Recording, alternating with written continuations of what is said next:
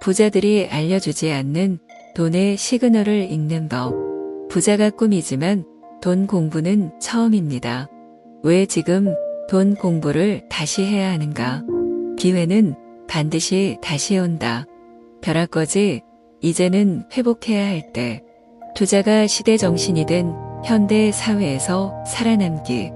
시대 정신이 되어버린 투자. 벼락거지란 하루아침에 거지가 됐다는 소리입니다. 현실 세계에선 이런 일이 거의 발생하지 않습니다.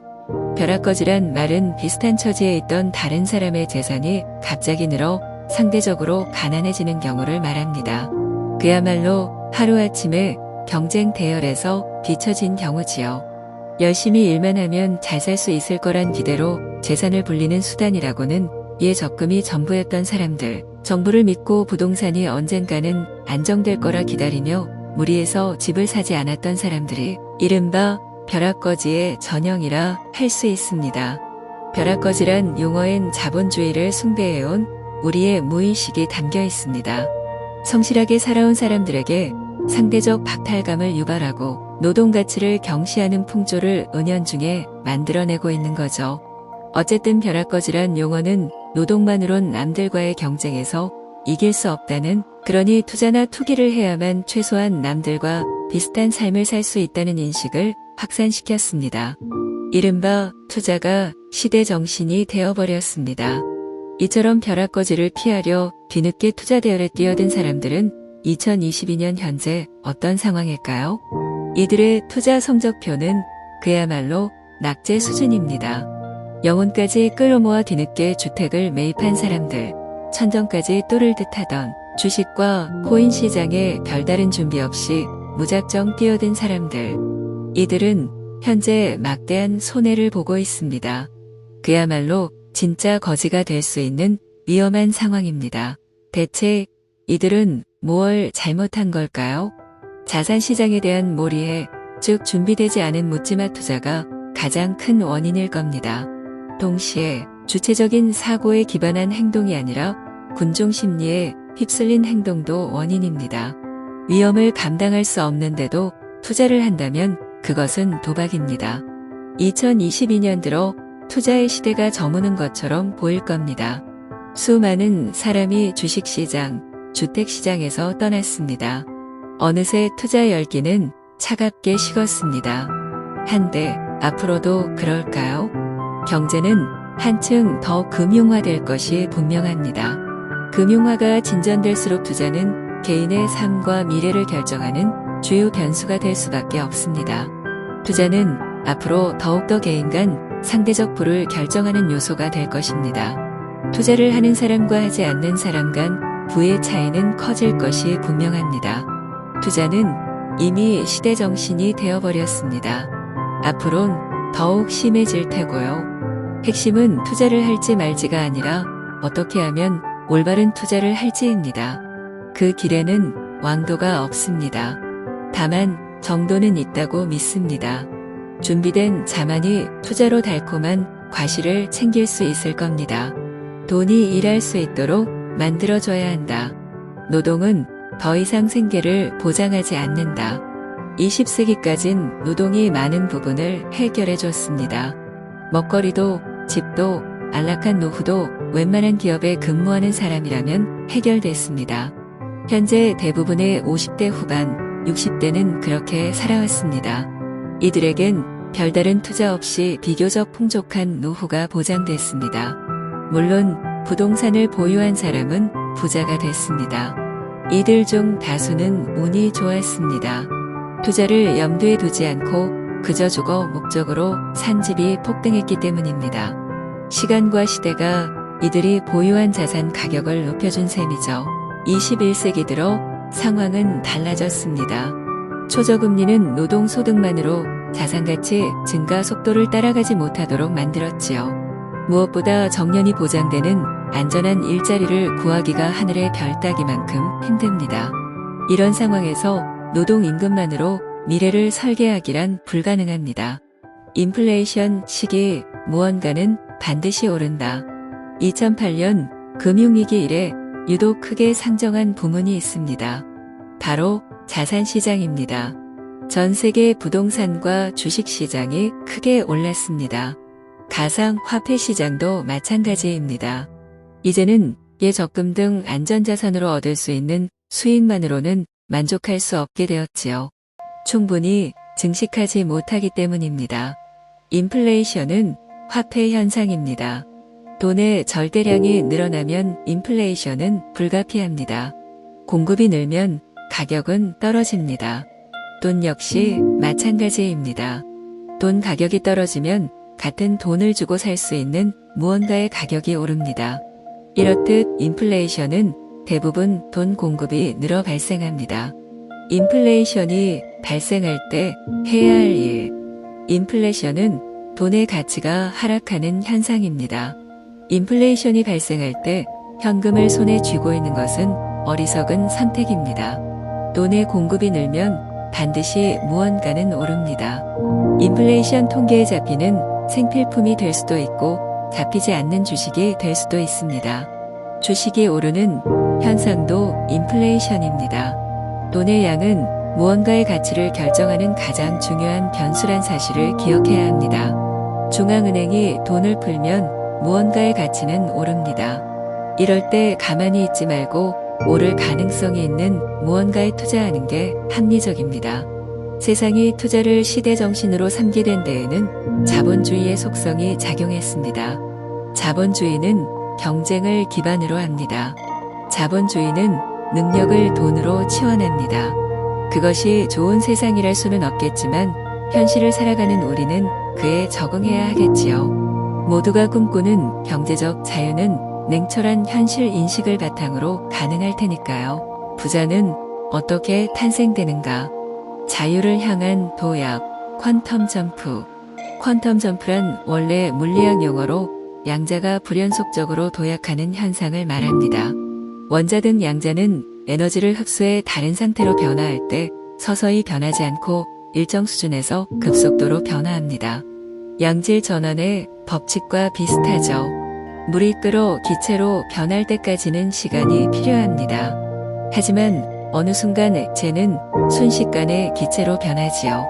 질적인 변화로 이어질 만큼 양이 쌓이려면 시간이 필요합니다. 요즘 청년들은 이를 경제적 의미로 많이 씁니다. 혁신을 통해 한계를 뛰어넘고 도약하는 순간을 설명할 때 이 용어를 씁니다. 성장의 결실은 노력에 따라 연속적으로 나타나지 않고 한 번에 폭발하듯 실현된다는 겁니다. 성장 곡선이 선형적으로 그려지는 게 아니라 갑자기 몇 단계를 뛰어오르는 모습이 퀀텀 점프를 연상시킨다는 거죠. 누구나 인생에서 퀀텀 점프를 꿈꿉니다. 하지만 분명히 퀀텀 점프는 아무런 노력이나 대가를 지불하지 않고는 가능하지 않습니다. 모든 게 그렇습니다. 김연아 선수의 결과물은 말 그대로 혹독한 훈련의 대가였습니다. 피카소는 2만 점이 넘는 작품을 그려 대가가 되었고 에디슨은 무려 1039개의 특허를 신청한 후에 발명왕이 됐습니다. 부자 역시 같습니다. 부모님의 덕을 보지 않고 자수성가한 대부분의 사람은 성실합니다. 남들보다 엉덩이가 무거운 사람, 즉 몇 배 몇십 배의 땀을 흘린 사람이 부자가 됩니다. 자신의 길을 묵묵히 하루하루 걸어온 이들이 어느 날 마침내 퀀텀 점프를 이루지요. 그게 부동산이든 주식이든 아니면 기타 자산이든 크게 불어나는 경험을 하게 됩니다. 기회는 반드시 온다. 퀀텀 점프를 이룬 사람을 벼락부자라 표현하고 부자가 된 이유를 횡재라 말합니다. 퀀텀 점프를 노력이 아닌 운을 치부해버리죠. 과연 그럴까요? 분명 운도 작용했을 겁니다. 하지만 그 운을 자신의 것으로 만들려면 노력과 치열함이 필요합니다. 대부분의 사람은 이를 무시합니다. 그래서 부자가 되지 못하는 겁니다.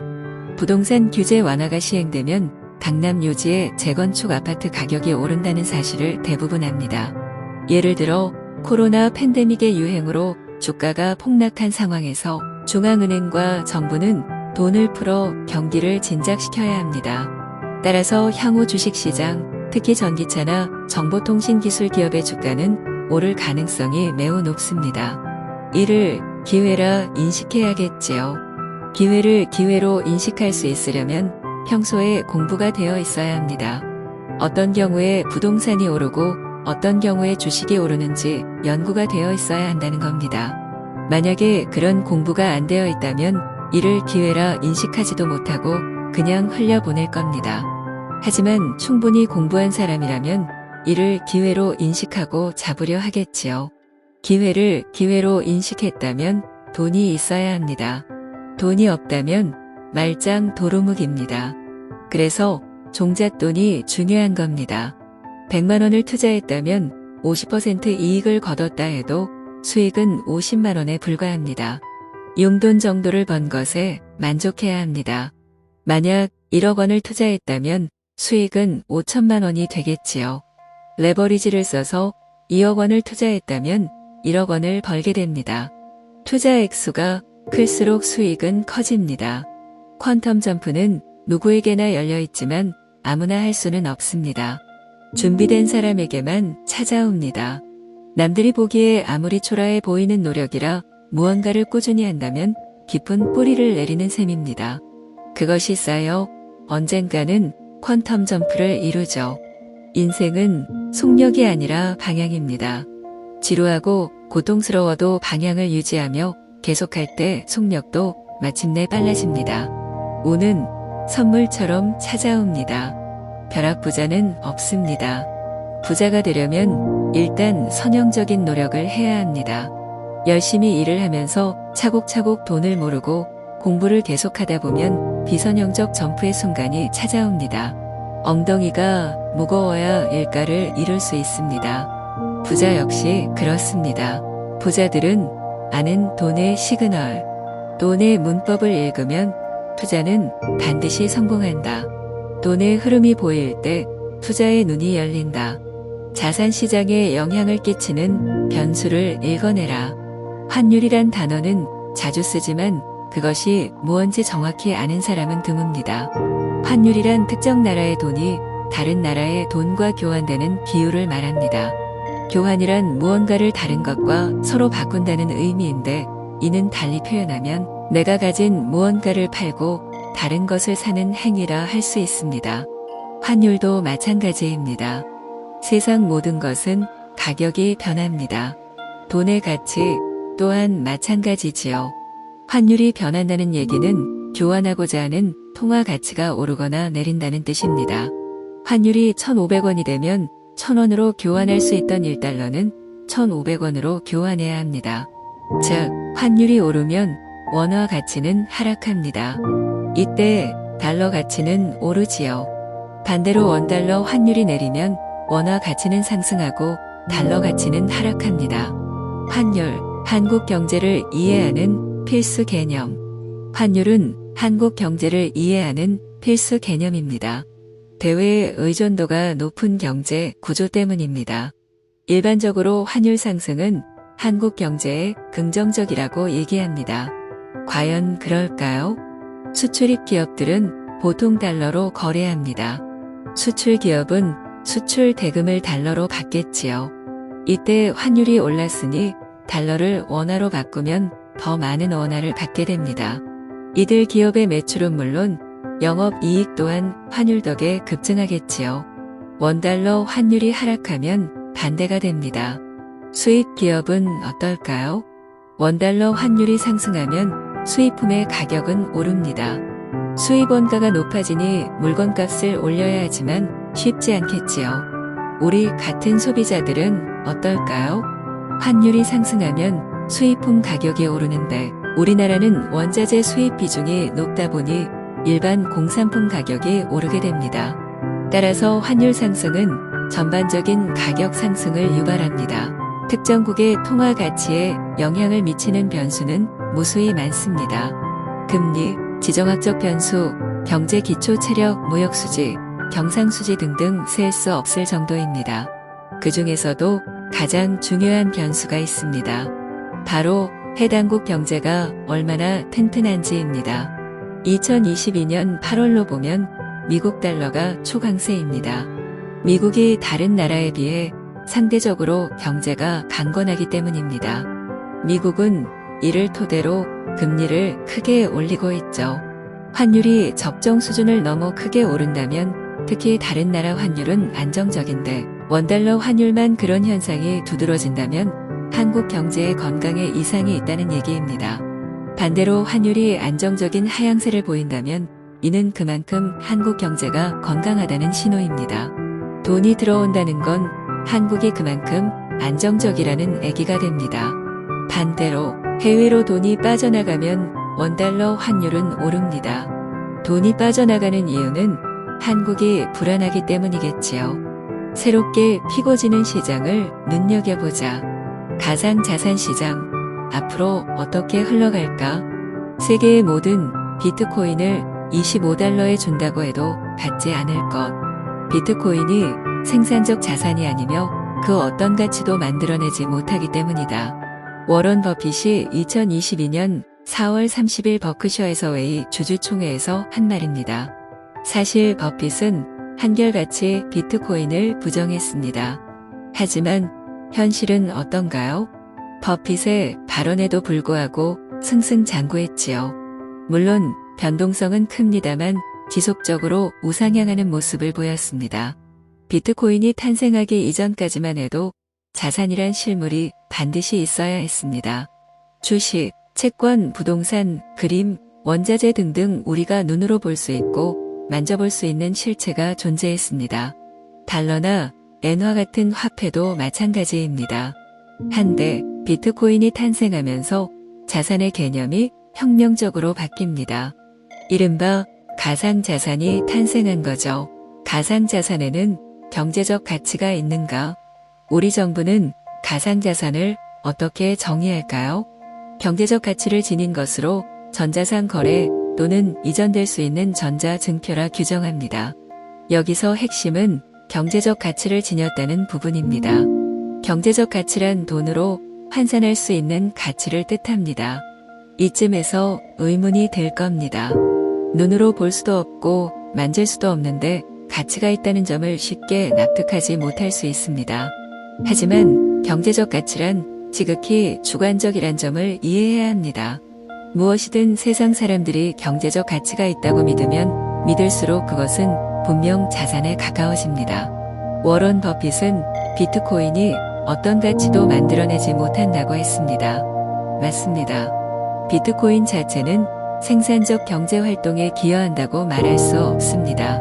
하지만 그럼에도 시간이 흐를수록 더 많은 사람이 그것의 경제적 가치를 믿는다는 점에 주목해야 합니다. 무엇이든 사람들이 가치가 있다고 믿으면 가치가 있는 겁니다. 돌덩이든 잡초든 디지털 정보든 상관없습니다. 비트코인은 탄생한 지 이제 겨우 10여 년이 흘렀지만 사람들의 인식, 특히 경제적 가치에 대한 인식은 대전환을 했습니다.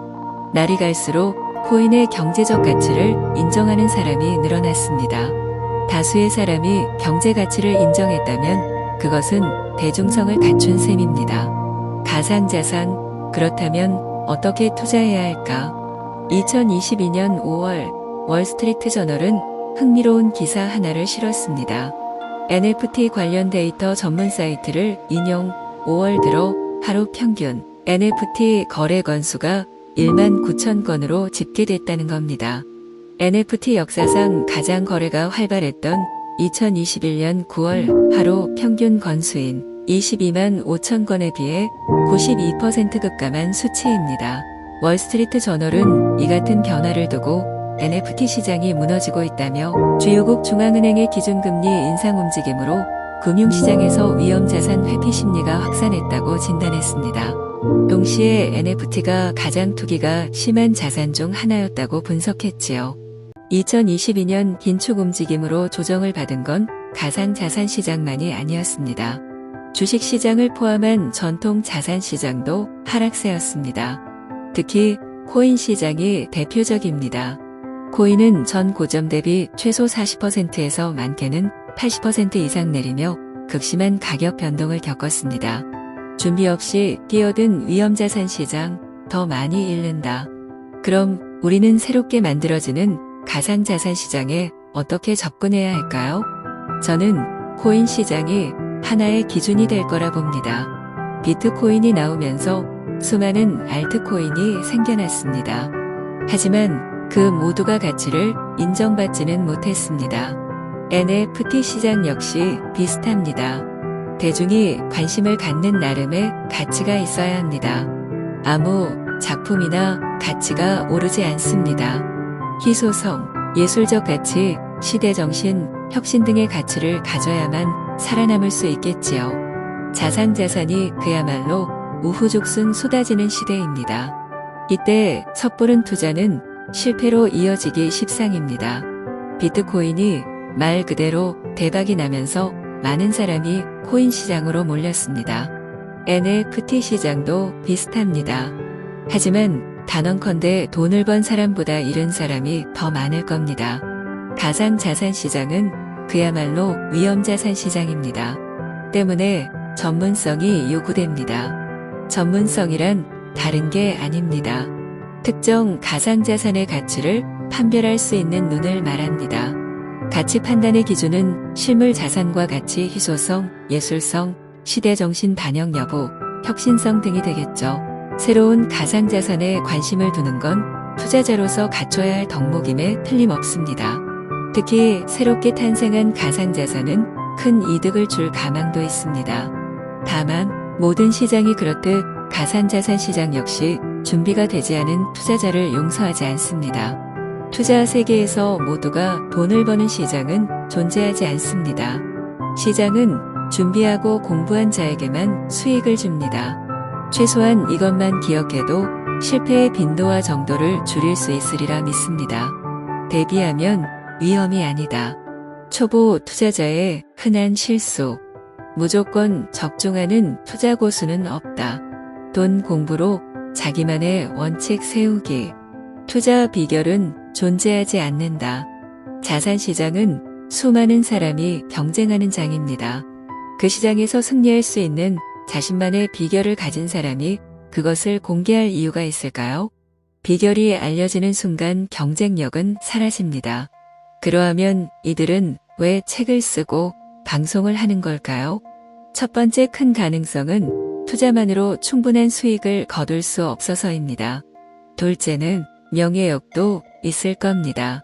사람은 의식주가 충족되면, 즉 어느 정도 재산을 갖게 되면 명예를 추구하는 게 본성이라 합니다.